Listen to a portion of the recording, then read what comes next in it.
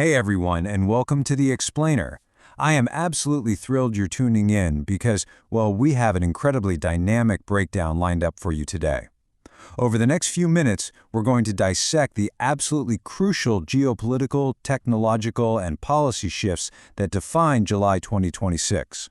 From literally cutting-edge defense technology to massive ground-up overhauls in rural welfare, we're taking all this complex data and turning it into clear, actionable insights for you.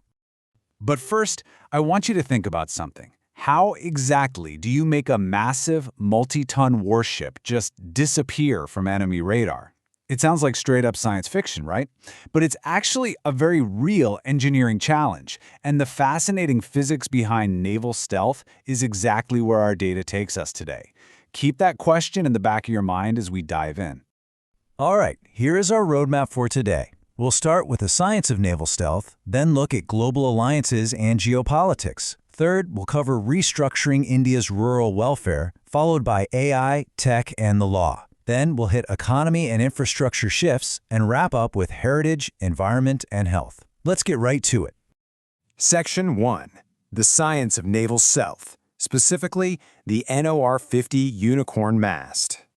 Okay, let's dive into this because it's a real game changer. This technology is the result of a monumental $12.5 billion defense co-development project between India and Japan.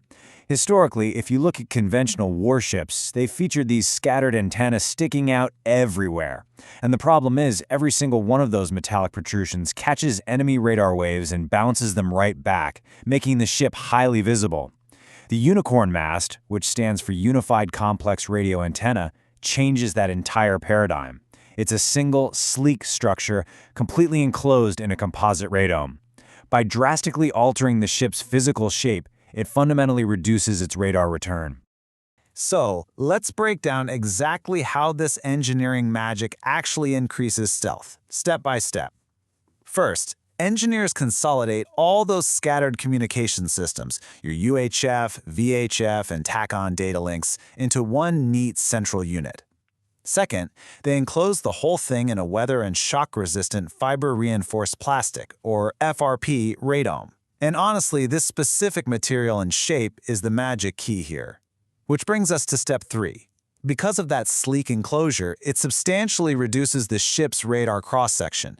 It quite literally absorbs or deflects adversary radar waves rather than bouncing them back. It's like a radar invisibility cloak.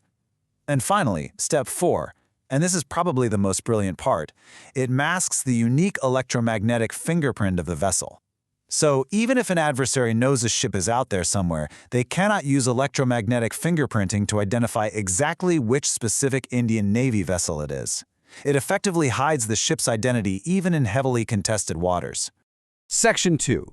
Global alliances and geopolitics. Securing strategic global interests. Now, hardware like that Unicorn Mast is absolutely crucial.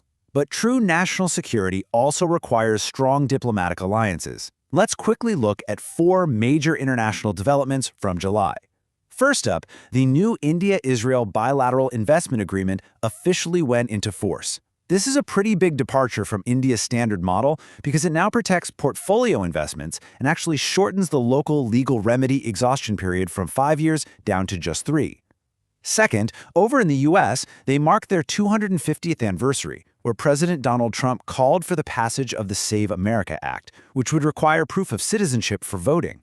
Third, in West Asia, an Indian delegation attended the massive state funeral of Iran's Ayatollah Ali Khamenei, a very delicate diplomatic balancing act amid regional transitions.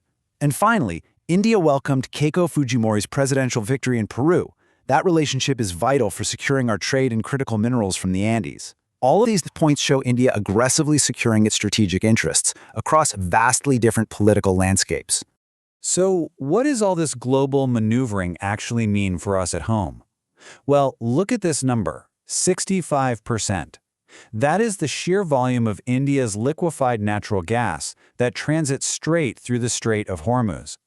Because maritime shipments finally resumed there following a regional ceasefire, the Indian government was just able to lift the emergency natural gas allocation controls that had been heavily restricting our petrochemical and power stations. So as you can see, geopolitics directly powers our domestic infrastructure. Section 3. Restructuring India's rural welfare, moving from demand-driven to asset-oriented. Speaking of domestic infrastructure, on July 1st, a literal game-changer took place. The 2-decade-old MGNREGA program was completely replaced by the new VB-G Act. Now, guaranteed workdays are actually up from 100 to 125, with a statutory national floor of 300 rupees per day. Which sounds great, right? But here is the catch. Under the old system, the central government covered 100% of the wage bill. Under this new act, states face a 60-40 combined funding ratio. This places a massive fiscal burden on states like Telangana, which is now facing an estimated 2,550 crore rupee annual expenditure just to meet its matching contribution. Karnataka has been raising very similar fiscal alarms. And the planning process? It's completely transforming too. Enter the VGPP, or Viksit Grand Panchayat Plan. Local panchayats now have to create a centralized digital inventory of their assets using geospatial mapping platforms like ISRO's Yudh. The goal here is to build highly durable, tech-enabled rural infrastructure. However, civil society groups are waving some serious red flags.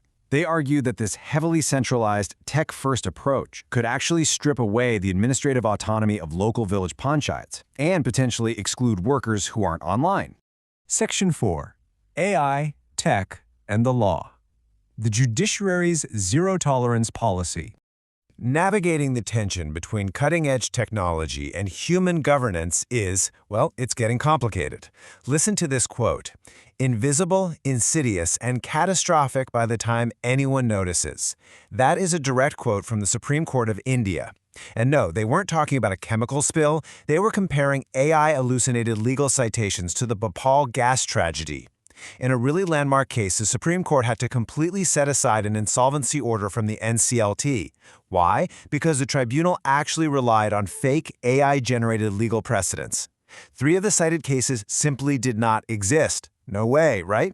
As a result, the Supreme Court has now declared a strict zero-tolerance policy, enforcing new draft regulations that ensure artificial intelligence remains strictly subservient to human judgment in our courts.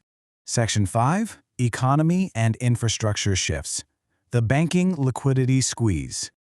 Shifting gears to the economy. Right now, the credit-to-deposit ratio in Indian banks has spiked to a pretty concerning 82.5%. And you might be wondering, why is that happening? Well, as you can see on this chart, CASA deposits, that's current account and savings accounts, have fallen to just 39%, while higher-cost term deposits now make up 61%.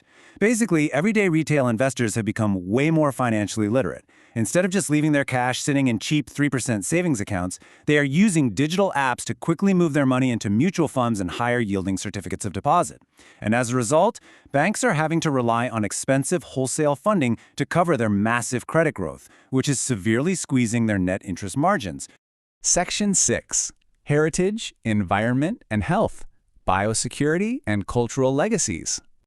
Proactively testing our biosecurity is honestly more important now than ever.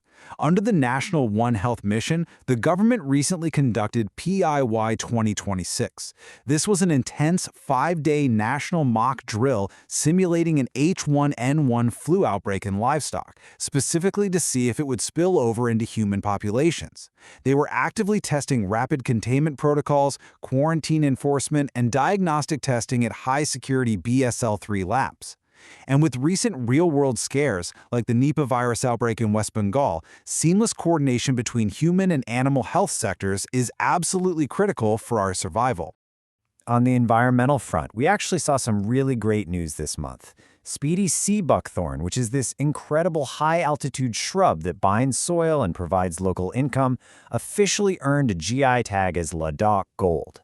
Down in Assam, the Lakawa Sanctuary expanded its critical rhino and tiger corridor, and strict protections were finally put on the Jia Borale River to save the endangered golden mahasir fish. But finally, We do have to pause for a moment to honor a monumental cultural loss. Dr. T. Genbai, the absolute legendary exponent of the Pandavani folk tradition, passed away at the age of 70. She completely revolutionized the art form by performing in the standing, highly physical Kapalika style. She broke male-dominated conventions and literally took the stories of the Mahabharata to the global stage.